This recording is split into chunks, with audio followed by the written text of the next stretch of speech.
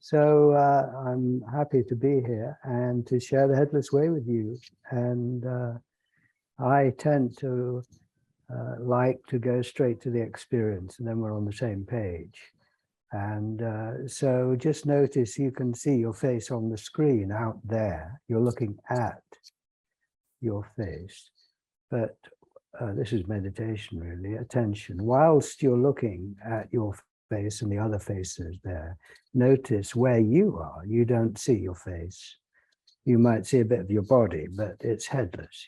Mine is anyway. And I can't see anything above here. It's just open. So if you take your hands and just hold them out in front of you like this, see? And what you're going to do to guide your attention to your true nature, this open space that I think Lillian was talking about, this wide open space.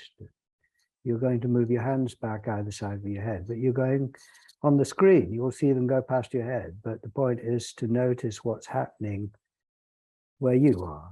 So you bring them back, and I see them getting bigger and bigger and bigger, and then they disappear. So you just keep going and notice from your, where you're looking from, your hands disappear, and then you bring them forward and they come out of the great void. And this is being aware, I would say, of your true nature, who you really are. And when you look on the screen, you can see what you look like. That's your appearance, which you're familiar with. See? So just one of the experiments is to point, which is a way of directing your attention. So if you point at your appearance on the screen, just use your finger and look down your finger. So it's attention, it's directing your attention. Well, there's your appearance. That's clear. Now, while you're looking there, point back at the place you're looking out of, which is your side of the screen, and look at your finger now. And I think you'll find you don't see an appearance here. I don't, anyway. I'm pointing at nothing or wide open space or awareness.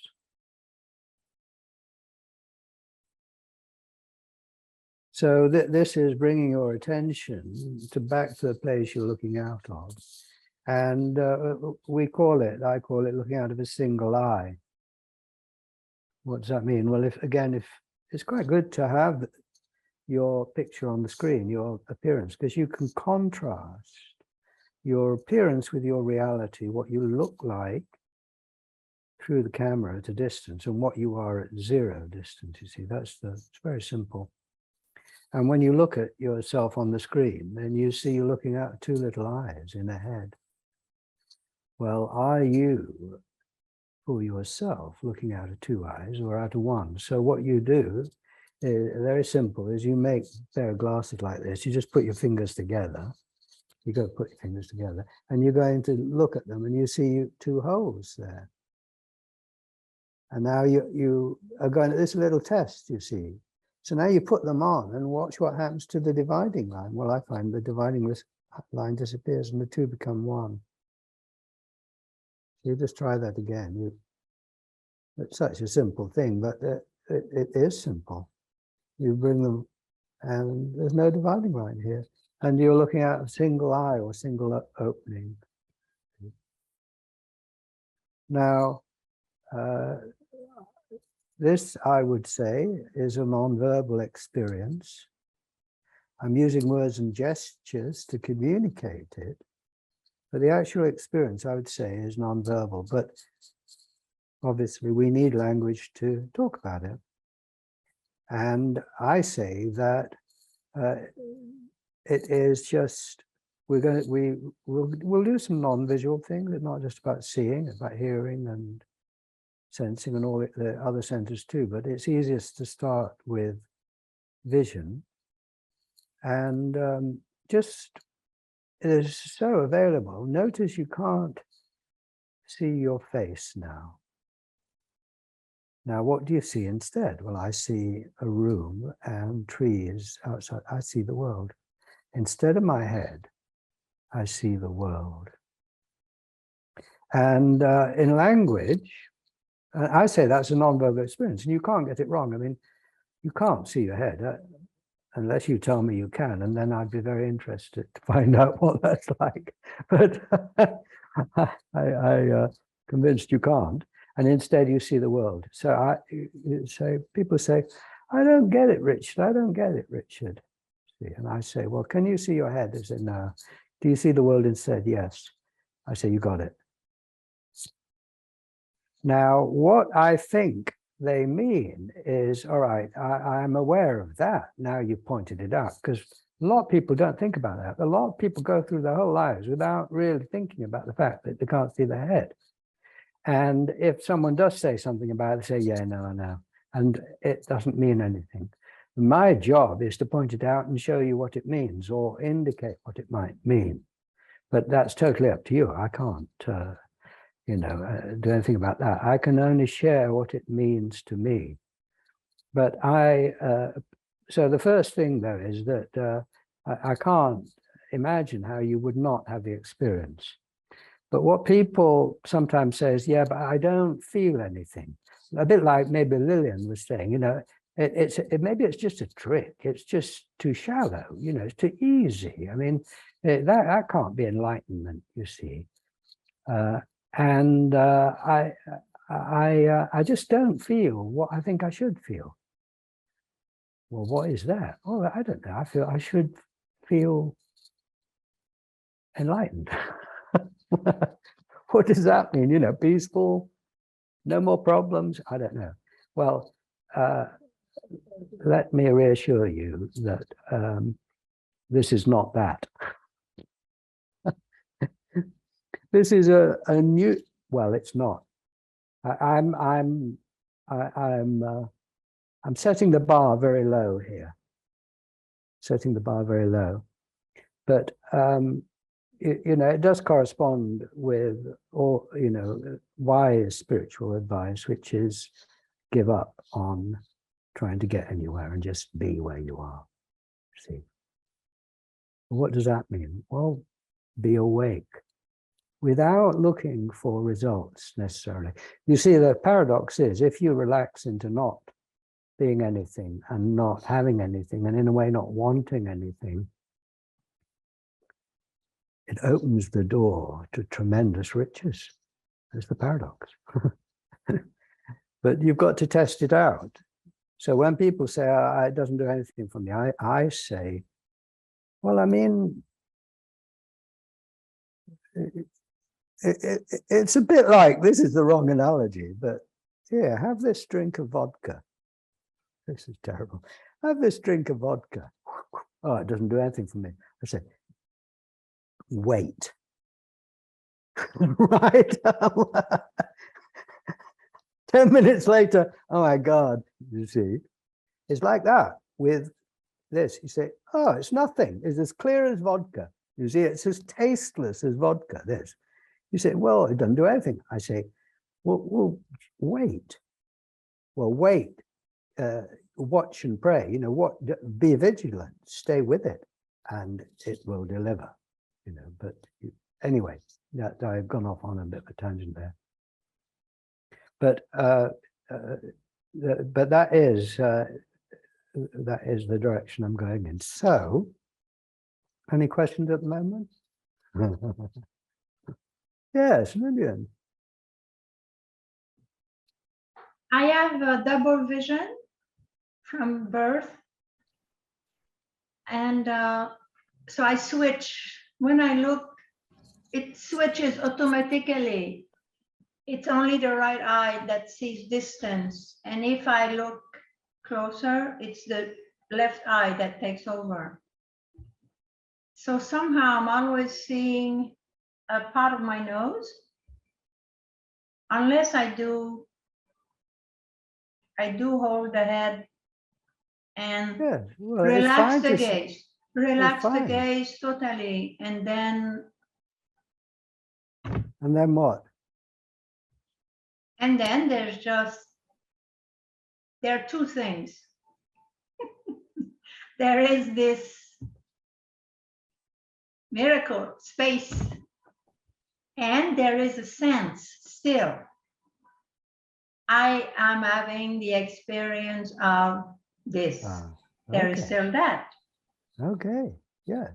All right, I'll respond to that. Thank you. First of all, everybody look at their nose. You can close one eye. You know, I can see my nose. I close the other eye and I see the nose on the other side. But what is it attached to? Now, this is radical. It's radical. You look on the screen and of course you can see your nose is a single thing, tiny in the middle of your face. But I look here, this is a huge thing that's sometimes solid and sometimes transparent, goes from the ceiling to the floor and is not attached to anything. It just comes out of nowhere. And the same on the other side.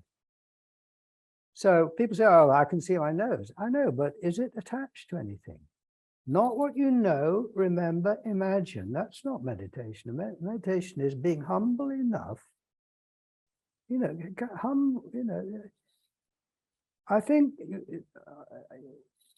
that here's some theory for you, if you can manage it. There are 4 stages to our lives: the baby, the child, the adult, and the seer. The baby's headless. See, you're pre-verbal, you've no idea what you look like. You came in like this. Now, as a baby, if you looked and saw your nose, you'd say, what's that? What's that hanging there? And there's another one there. You wouldn't have yet gone out and looked at yourself through the camera or through other people and imagine, you know, seeing your face from their point of view with your nose in the middle of your face and then sort of put that on like a mask. You haven't done that. As a baby, you've got a nose there, big, you know, you're just wide open, headless. You're just open, see, pre-verbal. Now, growing up is learning through language to see yourself as others see you, which you can never do directly. You can never see yourself directly. You walk around your whole life, you never see yourself directly. It's unnerving when you think about it. The only way you can become aware of what you look like is through others, through the shop window, through the camera. You look in the mirror. Well, what happens when you look in the mirror? You've seen those pictures of the infant who looks in the mirror and then back and then round the back, and then that's not you yet. That's another infant. Who's that? And disappears, you see. Well, you were like that when you were very small. If you were very small and you were on this Zoom call, you wouldn't be thinking, that's me. You wouldn't know. A friend of mine years ago, her daughter was about 5, I think, and came home with a picture of her class at school, you see. And so Mum went through all the faces. Who are you? Oh, that's Judy and that's Fred. And then, well, I don't know who that little girl is. It was her. She had not yet.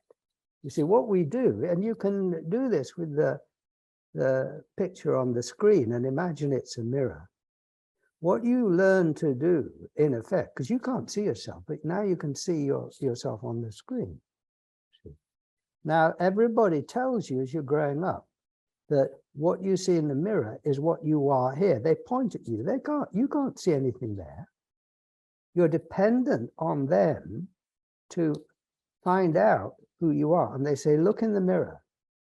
And to begin with, you say, well, yeah, but that's over there. You see, like the infant. So, yeah, but that's, in effect, what you've got to do is reach in, get hold of the face, pull it out, stretch it because it's tiny, flip it inside out like a mask and put it on.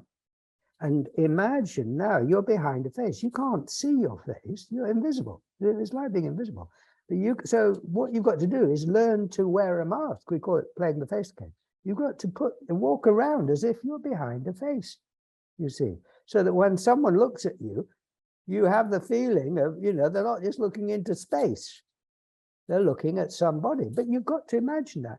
And we forget it takes months and years to get that face on properly, you see.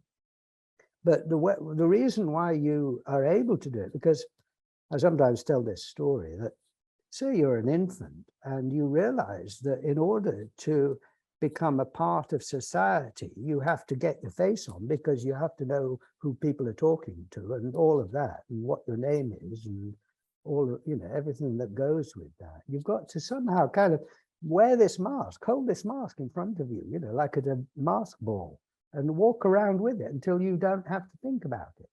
But to begin with, it's quite a task, because your default position is to be headless, is to be carefree, free of your appearance, just in the moment, playing open, you see. So everybody is 24/7 telling you, you see, that relating to you as if you're behind a face. So you realize you better concentrate and get that going. But to begin with, you can do it for about a second and then you forget. And you say to your little infant friend, you say, you know, this thing about learning to be behind a face, learning to be in a body, you see, I just can't do it. I can do it for about a second and then I forget. I'll never be able to do it. And your friend says, I know, I'm just like that. I just can't do it. 10 years later, that's all you're doing. Why is that? That is because 24/7 people are telling you that's what you are. And you want to do it, actually, because it's the only way to join in. You know, you need a face, you need an identity to be able to operate and have an individual life and all of that, you see. So the first stage is headless without knowing anything other than that. The second stage is the child, where you're learning to put that on.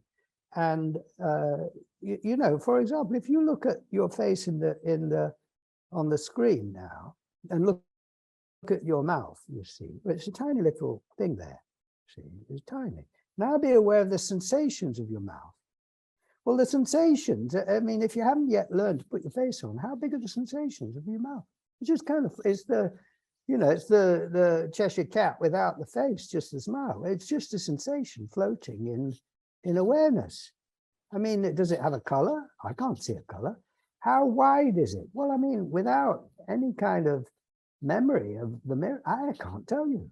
It's just floating there in the mouth. But you need to know where to put your food, you see. A baby, you know, the ice cream, because you haven't yet. So what you do, and this you can just go through the process quickly of what you learn to do, is you look at the image of your mouth there. You see, it's tiny. So you've got the sensation somewhere here that has no color or shape, and the image of the mouth has no sensation. You've got to marry the image there with the sensation here. So what you've got to do, I mean, it's tiny and it's over there, you see.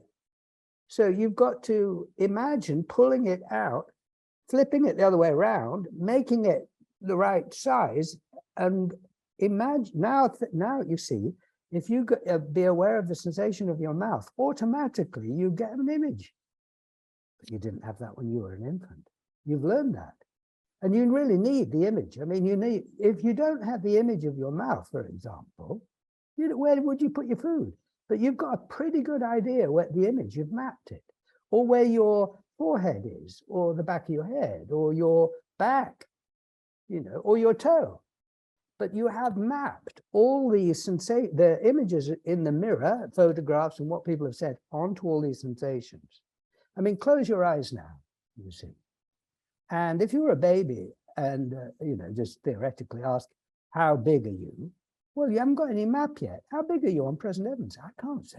I mean, if someone told me, well, I think you're about 5 miles across, you know, or 5 centimeters, you can't. What shape are you? What shape? So you haven't yet got the image of your hand and your back and your mouth and your, you know, toes. What shape? I don't know, you see.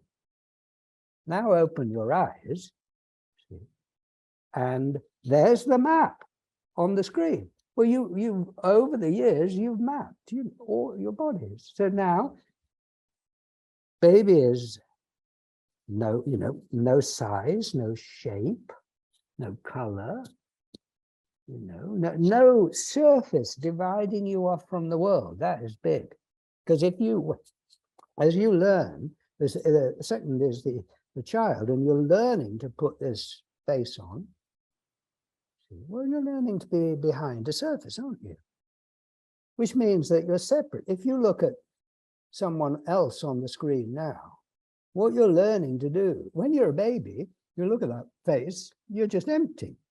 You see, you're invisible. You're not self-conscious at all. You don't have language, but you say, well, the only face I've got is yours. So there's no division, no dividing line, no distance. Well, as a baby, you learn to take imagine the image from the mirror and put it on. See, so you're learning to be in a body and behind a face. So by the third stage of the adult, you look in the mirror, that's you. You're walking around deeply convinced you're behind a surface, behind a face, in a body, born and will die. And when you look at someone else, it's automatic for you to think, I'm behind a face here and they're behind a face there. So we're like this, we're separate. All right, that is social relation. That's learning, you know, who I am and who you are. But now we're in the third stage where we are head to head, we're separate. I'm behind a face, you're behind a face. And I have completely forgotten about this wide openness. I've completely forgotten I'm invisible in a way that I can't see myself. I'm acting as if I'm behind a face. See, so by the third stage, I mean, the infancy, I don't know how I'll ever do that. By the time you're adult, because it's 24/7 feedback about that, you do it. There's no option, but you know, it's a good thing. It's a good thing.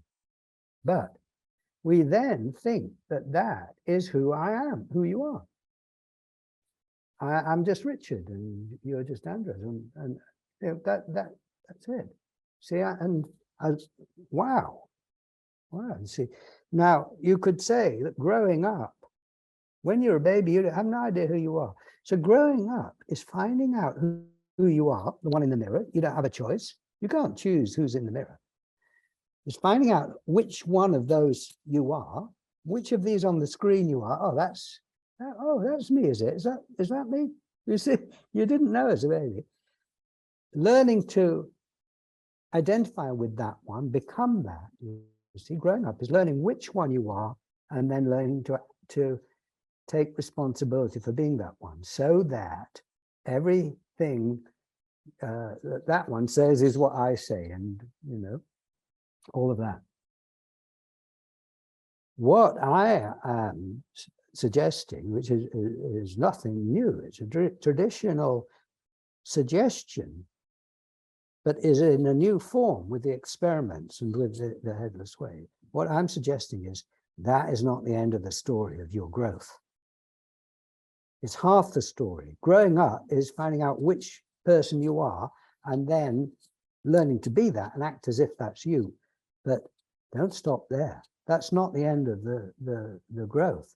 The next stage of growth is called the Seer.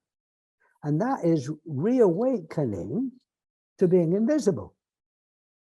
Reawakening to what you are looking out of, that no one else can see. Because you see, you're the only one that can notice you're headless, because everyone else sees your head. So that's why we are so convinced that we are behind a face, because everyone on the planet is telling you that you do. And only you can see you don't. So who are you to, you know, argue against, I think it's 9 billion now. Something like that. You know, I mean, you're just you. They must be right. It can't mean anything that I can't see myself.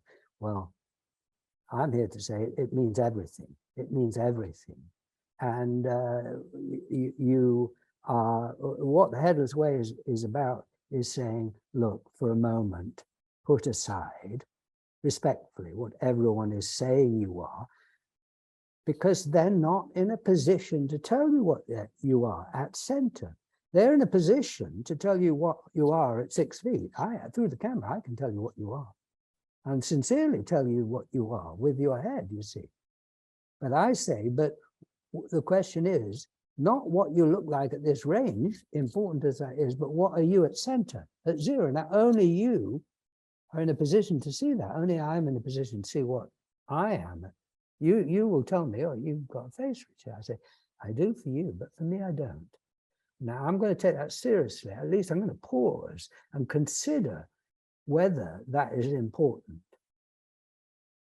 And I am here to testify, if you like. It's hugely important. I mean, it makes sense. It's not just a trick. That's the work Douglas Harding did. For example, you say, Richard, we can see you've got a head. I say, you're over there. Why don't you tell me what I am at a bit closer range? You know, because range, relativity, it makes all the difference. So you come up to me and say, oh, from here, you're just a patch of skin. Oh, I said, but you're still not here. I want to know what I'm here. Come closer. You get the right instruments. Oh, at this very close range, your cells. Keep coming. Whoa, you're a molecule. And my God, you've nearly disappeared. I say, well, surprise, surprise, you know, and I'm right at center and I've completely disappeared. Makes sense, you see. Now, if you were to go away from me and say, yeah, but let me see what you are from further away, well, then you get London, and then you get England, and then you get Europe, and then you get the planet, the star, the galaxy. And you go, oh my God, you're a lot more things than we thought you were. Now, the thing is that I identify with Richard, you know, that layer of my body. But I identify with London, I identify with England, I identify with the planet, even with the star. If we were attacked by another star, I'd be fighting for this star. Star Wars. So this makes sense. It makes sense scientifically that you're not just one layer, you are made of cells and you are part of greater bodies. It's all one system. You can't sit here and breathe without your cells, without the molecules that make your cells, without the atoms that make your molecules. We take science seriously.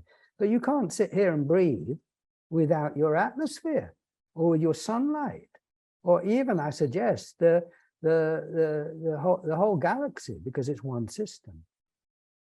Now, the question is, what are you right at the center of all these layers? Well, only you can look, you see. And what the headless way is, that is a kind of modern scientific context, but to reframing in that language the old question, who am I? Know thyself, you see. Wake up, wake up. Wake up to what? Wake up to what you are. How do you do that? It's not about thinking primarily. It's about waking up. When you wake up in the morning, it's not a thinking thing. It's just, I'm awake. That's now these experiments, you see. So just point back again. We'll do some non-visual, but point back at the place you're looking out of, like I'm doing. Now you're pointing at the center of all your layers. You're pointing in the place that no one else can look at, because only you are your side of your finger. Now, do you see an appearance there? I don't. To put it in language, it's just space for the world. It's non-verbal, it's a kind of silence.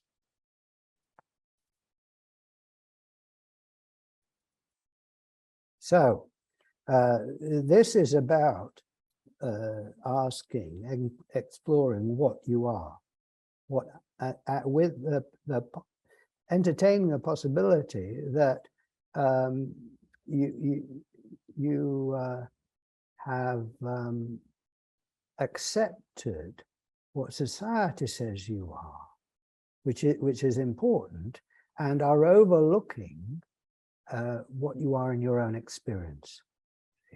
So these experiments, Headless Way, is about reacquainting ourselves with our own point of view. And of course, you have to make some sense of it and connect it with the social view of you and all of that. But the primary thing is look for yourself. See, what do you see? What do you see? Not what you think or know. Because what you think or know is inherited from society. You know, it's asking the con man for advice. Now, if you close close your eyes, now you don't see all those people, and you're sort of on your own in a way. And if you can put aside what, society says you're small and you're a certain age and gender and shape and size and all of that, that's what society says. But just put that aside as if you're a baby, that's just a way of encouraging you to be fresh and not go by what you've learned. Well, how big are you? Well, I don't know. I can't say how big I am. You see, the darkness that you are aware of, how wide is it? I can't say.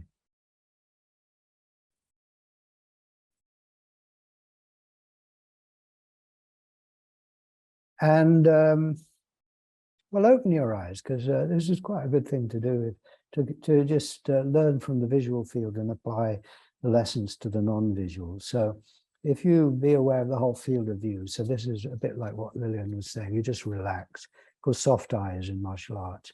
So that, I mean, you might be looking at you're looking at something in the center of the field of vision, whatever that is. Not particularly at the screen. I'm not asking you to look at the screen. Just look at anything, and then just notice that that's in the center of the whole field of view. And the whole field of view is vast. I mean, don't just limit your view to tunnel vision, have panoramic vision. So that goes all the way out to the edge, where it gets rather, it's not in focus like the thing in the middle. It fades out. All the way around, it fades out. Now, if you look back at an object, your computer or whatever, you'll see it's got a boundary. It's got a hard edge. And there's something all the way around that boundary, the background. Any object you look at has got a boundary and a background. All right? Now, soft eyes, be aware of the whole field of vision all the way to where it fades out, which I'm going to call an edge, that where, the periphery. But is there anything around that edge, beyond the edge, above it, below it, to the left, to the right? Is the whole picture set against another background? Well, no, it's just hanging in space. There's nothing above it, I say. See. So I would say that the picture, the view, is not contained inside something bigger. You see, and if you look at any object again and compare its size with another object, it's relative. It's either bigger or smaller. About the same size, I suppose. And look at two other objects. You're just easy to see which is bigger and which is smaller, because it's relative. Because the object that is bigger than the smaller one, you can compare it with another one, and now it becomes smaller. It's relative. Now look at the whole field of view. Just relax back, and there you are, the whole visual field. How big is it? Well, there isn't a second to compare it with. I don't see a second. So I can't say, well, it's bigger or smaller. It's how big is it? There's nothing to compare it with. It's incomparable. See? So how wide is it? It's as wide as east is from west. You see, it's as wide as it's wide. It's not, I can't say. So the third thing to notice is that if you pick two objects again in the visual field, you can see a distance between them. So between any two objects, there's a distance. Now, again, relax, be aware of the whole visual field. It's very relaxing. Soft eyes, relaxing, you see. Now, be aware of the whole visual field. How far away is it? Well, I mean, where from? Anywhere you might measure from is within the field. So there's nowhere to measure from. I can't say how far it is. I can't say where it is. So this is putting into language a non-verbal experience. But I say it's not, a visual field is not inside anything. Can't say how big it is. I can't say how far away it is. It's either right here or I don't know. All right, now close your eyes and be aware of the darkness. Is it inside anything? I don't perceive it as inside anything. Whether that's inside a head or inside a bigger picture, it's not. I don't, nothing around it. Now, how big is it? You know, how wide is it? How big? Well, there isn't a second to compare it with. Single. And how far away is it? Well, from where? They're trick questions, aren't they? All right, so this is looking for yourself. You see, there's not going by what society says. Society isn't right where you are. So, you know, saying, well, actually, what the answer to this one, Richard, is it's inside your head, and it's, you know, it's just behind your eyes, and it's only about 8 inches across. So there you go. But society, how could society tell you? I mean, honestly, it's just not in a position to say. You've got to be a rebel and look for yourself, you see. Now, if you then attend to the field of sound, so that's the kind of field of vision with your eyes closed, the darkness. Now the field of sound, all the sounds going on. So that's my voice, and then background sounds and whatever sounds you can hear, and soft sounds and loud sounds. And see, now how big is the whole field of sound? Well, there certainly isn't a second. I don't find a second to compare it with. Now, are those sounds happening inside any kind of container? You know, well, society says, oh, they're in your head, I suppose, or in your ear. Wait a minute. The sounds are just coming out of silence. So I don't find them inside anything. How far away is the sound of my voice? Well, from where, you see? How far? Nothing. I find nowhere to measure from. And even, you know, the close sound or the distant sound, they're equally here. You know, there's no, I am equally unable to measure. Now, I find that the sounds are going on in the same space as the darkness. You know, the sounds are coming out of nowhere and going back, or out of silence. This is language, you see, in the darkness. Is coming out of nowhere, or happening in nowhere, or in the great void, or the silence, or awareness, see. And now you move your attention to body sensations. Well, we've looked a bit at what it's like to be a baby. We'll go back to being a baby in a way, just so that you can put aside all the knowledge that society has given you, very useful, but you can put that aside so you can look for yourself. So all these body sensations, let's call it the field of sensation, you know. Well, how big is it? Or if you identify with the sensations, how big are you? You know, how big is the field of sensation? Well, there isn't a second to compare it with for a start. And it's a bit like, you know, you get soft eyes, you get soft darkness, you get soft sensation. I mean, it is just a very wide, you know, like wide-eyed peripheral vision.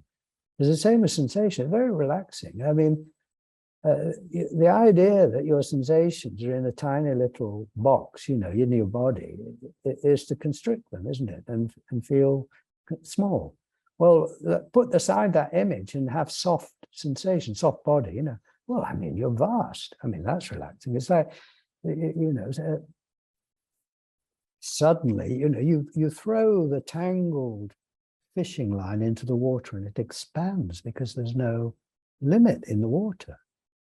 It just keeps expanding. Well, it's a bit like that with sensation, because there's no boundary. You're not inside anything. I say I'm not. So, I mean, whoa, you're as big as the universe, you know, however big that is. And you don't have to force this. You don't have to force the fishing line to expand in the water, you know. Just notice, you know, how wide are you? Well, Can't say. How far away are these sensations? Well, there's nowhere to measure from. And are the sensations happening in a different space than the sounds or the darkness? Well, I say no, it's just one space, one awareness. You see, you're conscious, you're aware. Well, how many awarenesses do you actually experience? You hear about mine, you hear about Andres's, but how many do I experience? One. It doesn't have my name on it. And the sounds are in it, and the darkness is in it, and the sensations are in it, and my thoughts and feelings. So you might be aware of a particular feeling or judgment or thought, you know, or a number, think of a number, and that's kind of at the center, just as when you're looking, you've got something in the center of the field of view, but just relaxed into big mind, and just you're vaguely aware of any other thoughts going on, and you can't see them directly. It's like you can't see the edge of the field of vision directly. And you don't try, you know you can't. And it's the same with your mind, I would suggest, that some things are more clear up front of stage, and the rest is sort of vague. And that is how it is. It kind of fades out. And so then one asks, you know, how big is this mind? Well, there isn't a second to compare it with. And is it inside anything? Well, I find it's not, you see, and it's again like your body. If you put aside the image of your body, well, how big is it? It just, uncontained, it just sort of expands. It's the same with your mind, I find. You know, soft mind, soft eyes, soft hearing, soft sensing, soft mind.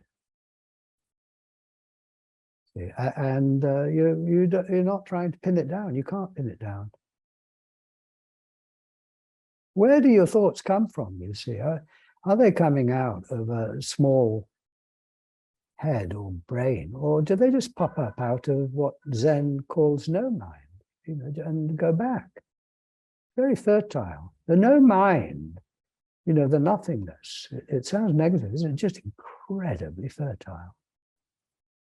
It's thinking all the time, and it's feeling, and it's making sounds, and it's, you know, got sensation. It's just full. Even with your eyes closed, it's just busy, you know, it's just rich. Like a, you know, summer's day with insects. It's just busy.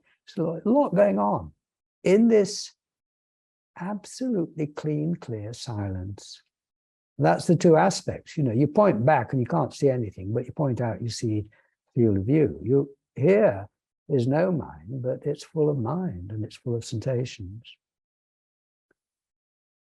And still with eyes closed. Now, I'm going to suggest you can, instead of just doing soft looking or soft hearing or you know, soft eyes or soft sensing, soft being. So you don't focus on any particular sense.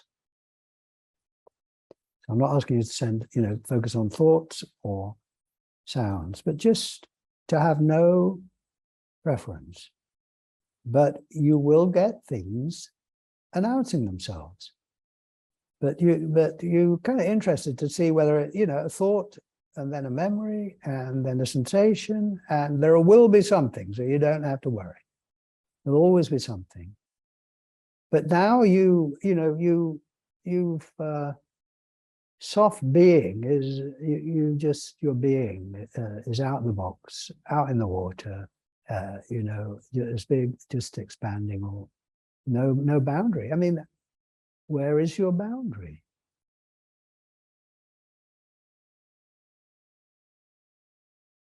This is completely natural. This is what you've always been. This is nothing new. Except every time you wake up and be aware of it, it's new. Because its nature is fresh. It's not old. Your true nature doesn't get old. Because, I mean, how old are you? putting aside what society says. Well, I can't say I'm now. You know, how long is now? How old is now? It's just now. It's delicious. It's fresh. It's always now. It's always fresh. So, and you don't have to try. It's just, you can't make it happen. It just already is happening. You just got to acquaint yourself with it and know, you know, how to find it.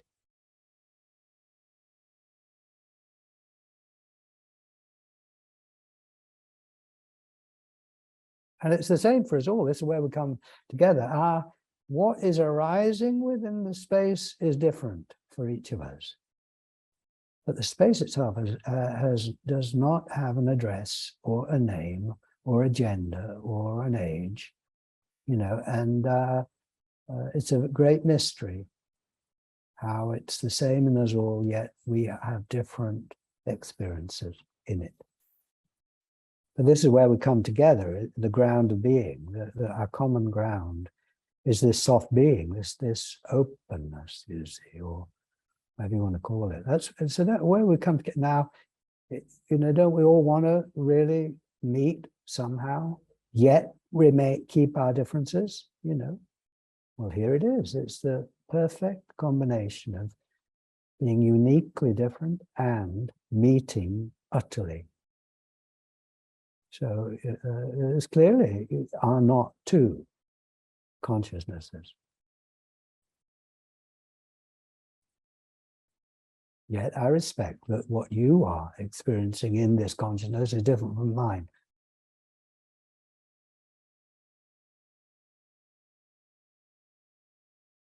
So now I'm going to, in a moment, ask you to open your eyes, you see. So just take a deeper breath. And open your eyes.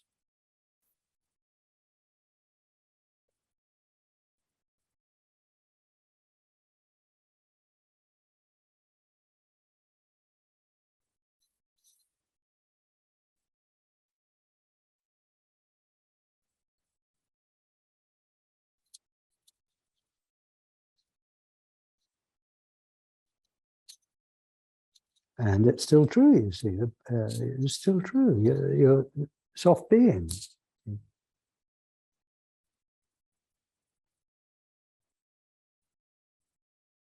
Now, one of the things I think Lillian raised it is, but what about, I still feel separate, for example. So do I. See, I in the sense that I identify with Richard, you know, at that level. As the soft being, there's no differences, but my view out is mine, you see. Now, does the feeling of being separate, operating your life, you know, wanting this, not what, does that stop you from being aware of soft being, of your true nature? No, the two go together. People think that when you're aware of your true nature, which is this vastness, you see, in which everything is happening, there's no dividing line, that you should somehow no longer feel separate or not feel self-conscious or not suffer or have problems. I say that's not my experience, that they go together. And this is you as your true nature living an individual life.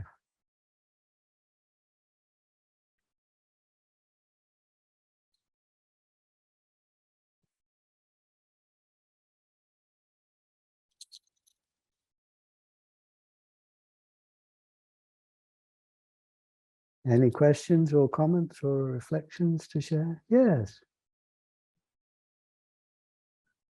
I would think that the sheer very powerful momentum of I am solid and this is there, when doing what you propose with our eyes closed, especially for Mahamudra practitioner, is yes, fantastic. Especially working with sound, I found particularly interesting. But as soon as we open our eyes, my question is, when one works with this, does one somewhat, could would need to put more emphasis on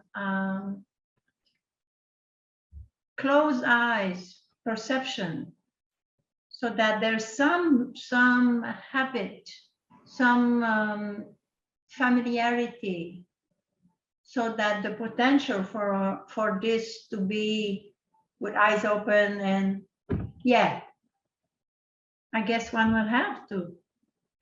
Well, I think this is an individual thing, and you find out what works for you. I love doing, being aware of my true nature with eyes closed, but I find it as easy, if not easier, with eyes open, and certainly practical, because you can't spend much of your time with eyes closed. But when I, look at a person, when I'm with a person, I meditate. And I notice, am I, put it in words, it's nonverbal. Is it face to face? Or is it face to no face? Or it's face to no face. Am I looking out of two little holes in the head, or out of one vast openness, single eye? Am I walking down the street, or is the street moving through my stillness? Oh, street moving through my stillness. Now, so this is very practical. As I love the closed eye, but very limited application in terms of practical. You can't live like that. So do what works for you. The other, I'll give you some tips if I may. I mean, do that. Do whatever works. Go with it. Someone was telling me about learning to play the piano. Learn to play songs you like.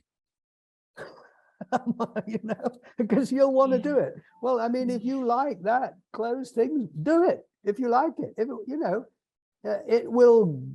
will grow you. It will build your energy. Now, I find that the experiments help me be aware of that with eyes open. Here's so that's my point of view. But I will add something here, which, because the question might be, well, all right, this is very obvious, but how do I actually live consciously from this as this throughout the day? That's the point, isn't it? You want to live from this. You don't want to just glimpse it and then not think about it or be aware of it. So how do you do it? Well, I mean, that's one way, is to generate it as your eyes closed. Another is to, just sort of make a habit when you're with people, notice your face and everything. I mean, it's a pleasure. It's a pleasure. There's nothing in the way. It's loving. It's loving, or when you're driving, go on a drive and just relaxing to being still. I mean, it's a pleasure. It is soft eyes, it's relaxing. It's relaxing. In company, you're soft, open. You're being everybody without saying anything. All right. So those things. But I'll give you an idea here, and it is that when you're, as I said, when you're a baby, you don't know who you are. You're soft being without knowing anything else. And growing up is learning to get into hard being and to get an edge and a hard edge, really, to get a hard edge and to be separate, you see. And that is a totally appropriate phase of life to do that. But as I said, you're an infant and you say to your friend, I'll never do it. I'll never do it. I'm just big. I'm just big. I'll never get into that little thing. And your friend said, I know, I just can't do it. Well, what gets you to do it is 24/7, your friends, your dear friends keep telling you you're small. And you join in the currency, in the exchange, in the language, and you tell them, and it's, you support each other. So by the time you're an adult, you've done it. You've done what you thought was impossible. Why? Because you're in company where that is the currency. And it's the only currency to spend. And if you don't have that currency, you'll die. I mean, you need it to get food. You need it to get love. You need it to belong. So, I mean, absolutely vital, that currency. And it still is vital, to the day you die, whether you're the Buddha or whoever, that continues. However, the point being is that you might say growing up is finding out who you are and identifying and becoming responsible for that. How do you, to put it in these terms, how do you stabilize your personal identity? Because some people don't, I mean, a few people with psychiatric problems don't stabilize. They don't. They're out to lunch. They've scattered. They're schizoid. They haven't got. I mean, it's a sad condition. It's serious. But all of us have stabilized our identity enough, deeply enough to function. You're not worried now. You don't wake up and say, who am I? Right? You don't have to keep going and sitting in a corner to remember who you are, right? Close your eyes, I'm Richard, I'm Richard, I'm Richard. You don't have to do that. You got it going, you've got it going. You've stabilized your identity. All right. Now you wake up to the fact that your true identity is this openness. And the question is, how do I stabilize it? It's the same mechanism. It's not rocket science. People think, oh, it's some esoteric thing. I mean, how do you do it? I need to go and see some master. I need special technique. It's not. It's the same mechanism. What is that? Sangha.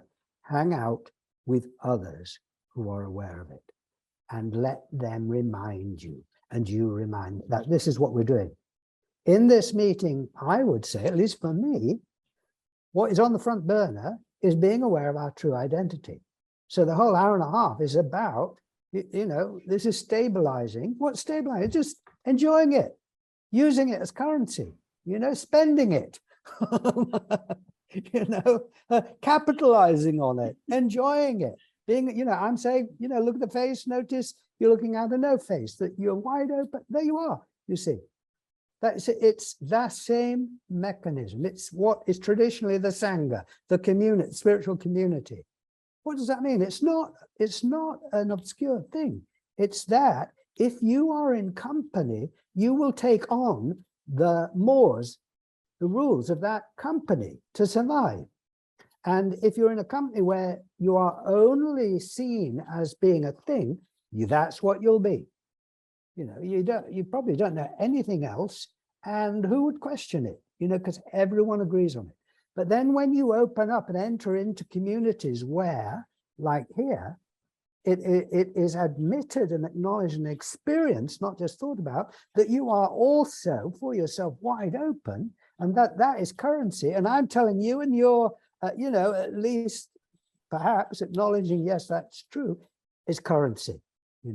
Well, hang out with others, and if you feel confident enough, start to spend the money, start to give as good as you get, because when you grow up and you stabilize your personal identity, it is not enough just to hear what others tell you are. You have to stand on your soapbox and say, yes, I am Richard.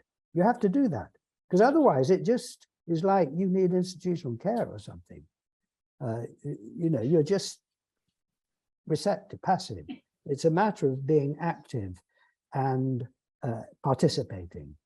I'm getting on a roll here. I'm having a rant. So that is, that's what I think, and that is part of what the work here is growing a community where this is on the front burner, in a totally natural way. And the thing about the Headless Way, which is brilliant, is that you can't do it wrong. You can't, half see your no-head. You can't see it a bit blurry or cloudy. So in this community, I say, there's absolutely no question that, as he got it, as she got it, as they got it more, job done. You can't see your head, you see the world, over. We're past that. Now we're in the market of communicating about it, of spending the currency, rather than, should we let that person in? Is that person nonsense, bullshit? It's a bit like when you're an adult, you know, does that person yet know who they are as an adult? You don't. The job done, right?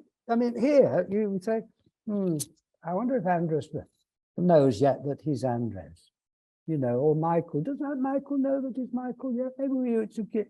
No, you see, it's about as kind of, you know, it's as silly as that to say, you know, I mean, some people say, I don't get it, you know, but I mean, that's, they do, they just want attention. I'm terrible. I think we'll have to edit this bit, yeah. So I spend a lot of time in Zoom groups with people that I hang out with who enjoy this. And all my life, because I, for whatever reason, wanted to drink as deeply as I could of my true nature. You know, you've got your life, you know. I mean, why not have that as well as your human nature? Why not? You know, why not spend that? You know, as you've got this, you know, infinite. It's like you've got infinite money in the bank, and you don't know about it. And then you start, well, once you learn about it, what's the point of it being in the bank? You know, spend it. Well, that's a bit like, you know, wake up to your true nature. Well, enjoy it. Enjoy it. Well, what I've done, just as it happened, was all my life since I was a teenager, I have hung out with others who are headless. Well, what does that mean? That means that it's sort of normal in my world. It is normal in my world. Now, it may or may not be normal in your world, but if it isn't and you want it to be, it's possible. You know, and people say, oh, I just can't remain aware of it. Well, I mean, do you hang out with anyone else at all that is aware of their true nature? No, no. Well, and surprise, surprise. You know, that you forget about it. All right. Any questions, comments? You know, legal disputes with me?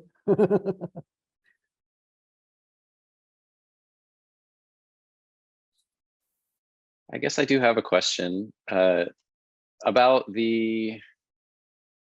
I appreciate, Lillian, your question about sensations in the body. That what's coming up for me is, you know, that it seems there are a lot of these activities are focused on the visual field because of the directness towards this mechanism you're talking about, where we cut right to the heart of how I am relating to the map I have of all of these sensations and the meaning that all of them have together as experience rolls on. My question, I guess, is in your world, your headless community, the circle of friends that you're talking to, do you find, to me, my experience has been the more often I remember and stay in remembrance, even when we were doing the exercises earlier, there's a kind of sigh of relief and a relaxing of the muscles and just the viscera, the holding together of the body holds less. So soft being, as you were describing.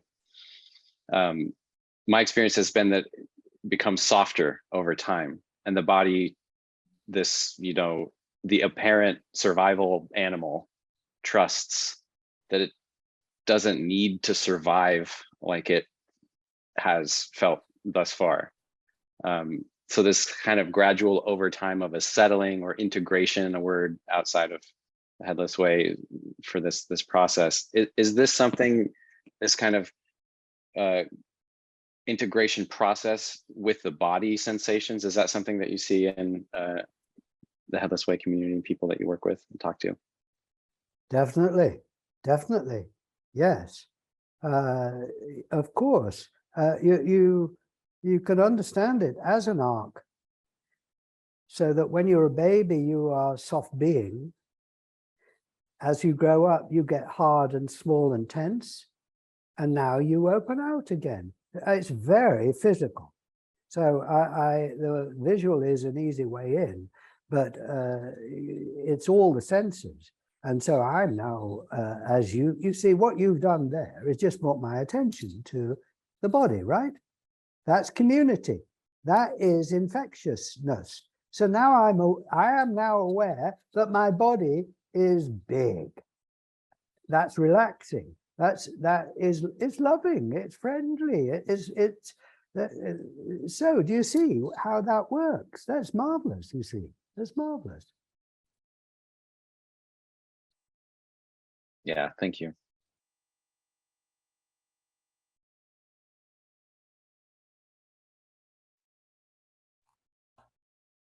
I have a comment and a question, Richard.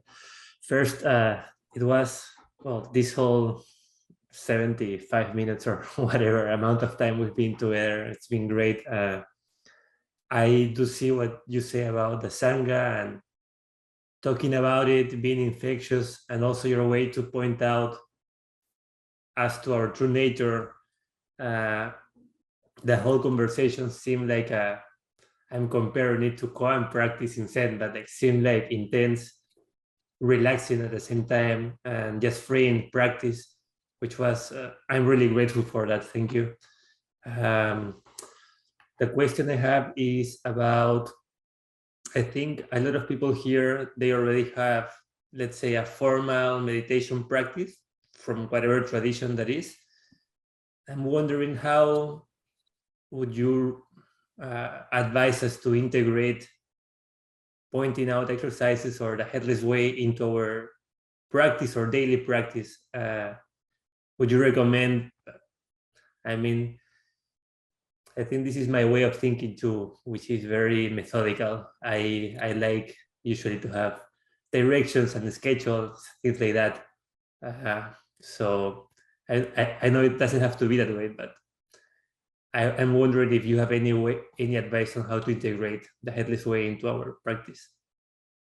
Well, it depends on your practice. What's your practice?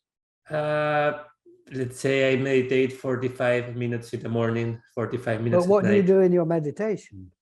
I usually do either breath counting meditation or a form of who am I sort of inquiry meditation. Well, then you would explore this in your own way. But for example, you could be aware of your breathing happening in the stillness, in the, just in it face to no face, it's sensation of breathing happening in the bodiless space. Mm. So the headless way is sort of two-way.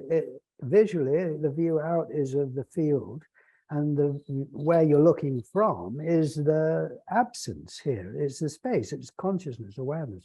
Well, you can apply that to the sensation of breathing is happening in the boundless space. That's you're just not overlooking that space. Or the counting, is happening in the no mind. So I think that it becomes more like not doing anything than doing, So, but you will find your own way. And I think that this is a creative edge. How can you use these things that are valuable and good reminders to add on awareness, of this. The other thing is that, I mean, I don't know, will we do another of these in the future or something? Is that the Hopefully. idea? Yeah, if we well, can. I mean, then you could say, look, we'll set one up in what X weeks or whatever it is. Everyone here knows that, you see. So then you've set up a kind of rhythm, right? And so the thing about practice is rhythm, right? Doing it once, that's not what it's about. It's doing it regularly. So it builds it, sort of builds something. So if just an idea, it's not that if you have in mind, okay, so in X weeks we're going to do another one, there's a rhythm. So now you think, okay, I'm starting a practice, if you like, a rhythm. Yeah. But I think that you will find your own way, and I think that part of the Sangha is to exchange ideas and exchange what things that work, and be inspired by others, and find that people's response is different from yours, but valid, and their way of going about it is different, but there's some things in it that you can use. Yeah.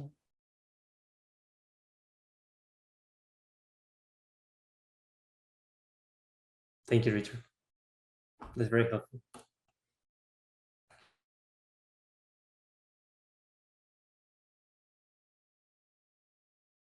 You see, the thing about the Headless Way is, I suppose I teach it, don't I? But what am I teaching? Well, I'm not teaching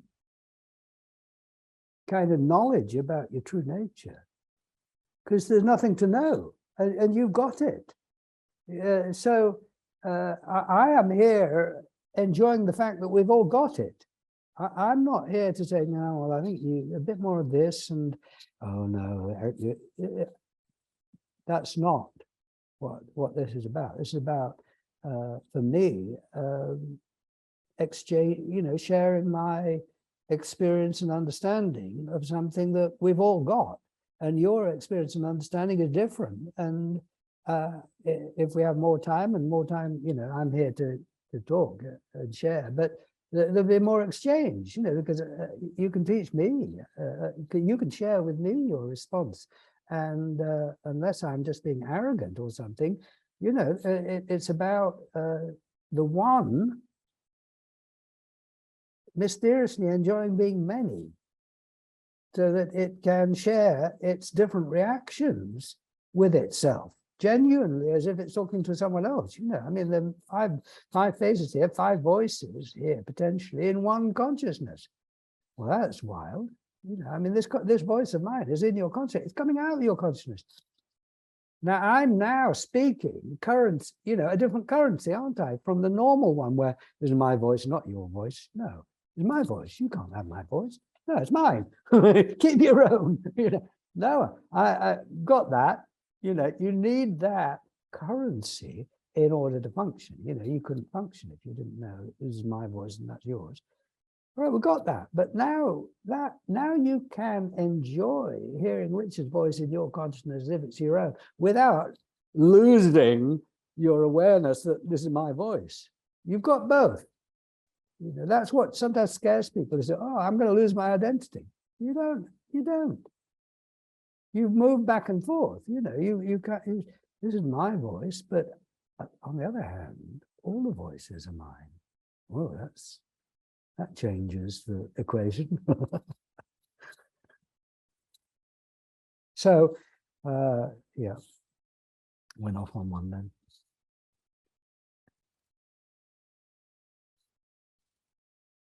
Do we have any last question?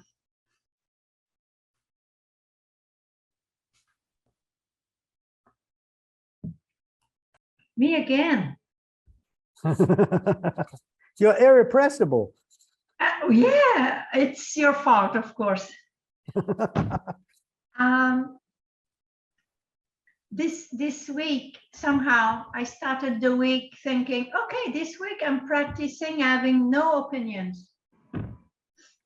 Since I have countless opinions that keep arising, it was fantastic. I just released the opinion, and then this big space opened without the, okay, I have to do this, it was very, very free.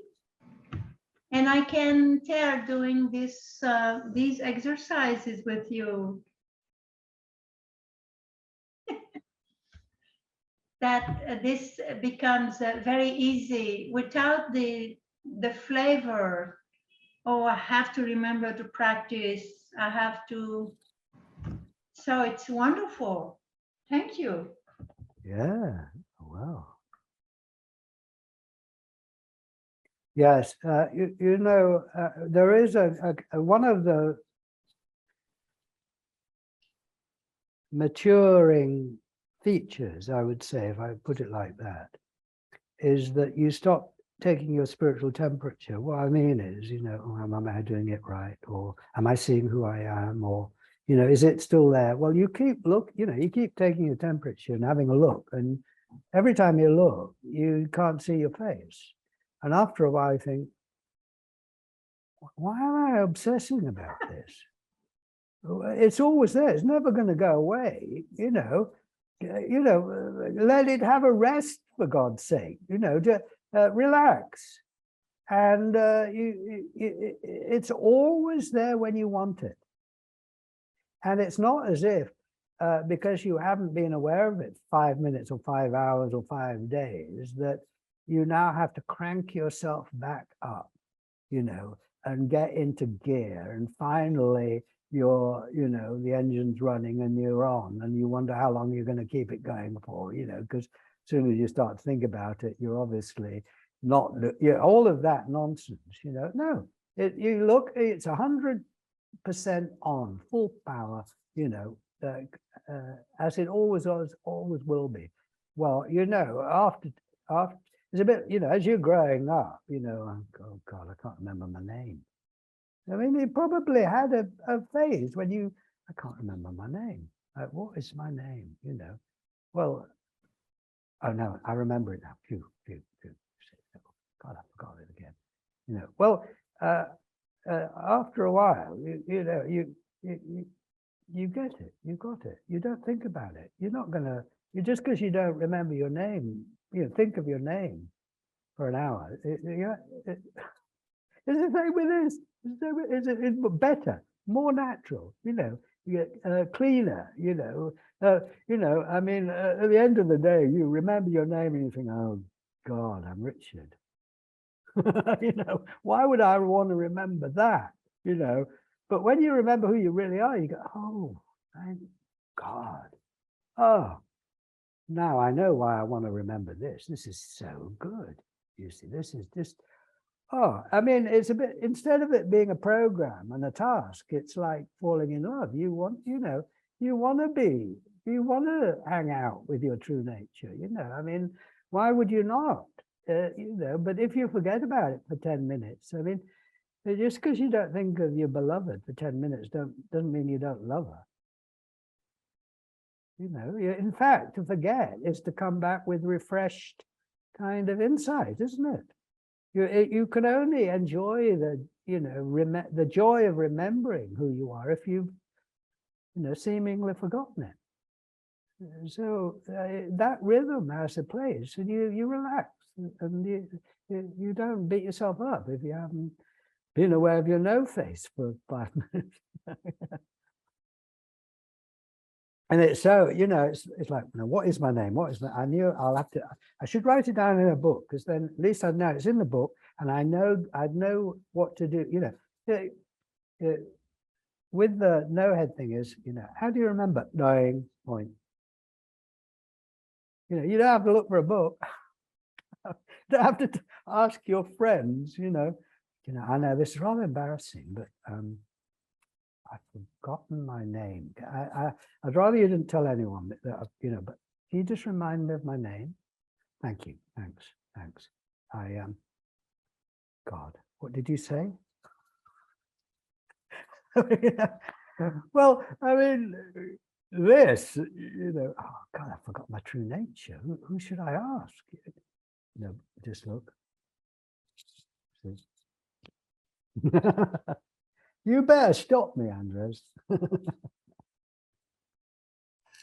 Thank you so much, Richard. This has been such a special time.